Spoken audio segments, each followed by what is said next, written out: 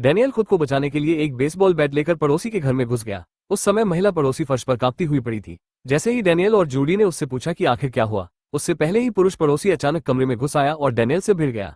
Daniel पूरी तरह तैयार नहीं था और पुरुष पड़ोसी ने उसे जमीन पर दबोच लिया। लग रहा था कि वो उसकी गर्दन तोड़ ही देगा। तभी जूडी ने तुरंत self defence spray, paper spray, पड़ोसी की आंखों में छिड़क दिया। डैनियल जैसे ही छूटकर खड़ा हुआ, वो गुस्से में आ गया और पड़ोसी को एक ही झटके में बेसबॉल बैट से मार देना चाहता था। लेकिन तभी महिला पड़ोसी उसके सामने आकर खड़ी हो गई और उस आदमी को बचा लिया।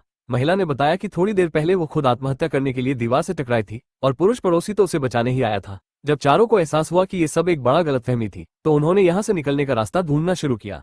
डैनियल को पड़ोसी के गोदाम में एक कुल्हाड़ी मिली, लेकिन उस धातु की दीवार को वो कुल्हाड़ी से कितना भी मारे, उस पर एक भी खरोंच तक नहीं आए। तभी जूडी को एक तरकीब सूझी। उसने सोचा कि अगर वो फर्श को तोड़कर सबसे निचले तहखाने तक पहुंच जाए, तो वहां से एक सुरंग खोदकर शायद बाहर निकला जा सकता है। क्योंकि इस घर में शिफ्ट होने से पहले जूडी ने इसकी पूरी बनावट अच्छे से समझ ली थी। उसे पता था कि अगर सब कुछ सही चला, तो सिर्फ एक दिन में वो सुरंग बाहर तक पहुंच सकती है। डैनियल ने ये सुनते ही लोहे की हथौड़ी उठाई और फर्श तोड़ना शुरू कर दिया। थोड़ी ही देर में उन्होंने जमीन में एक बड़ा गड्ढा बना लिया।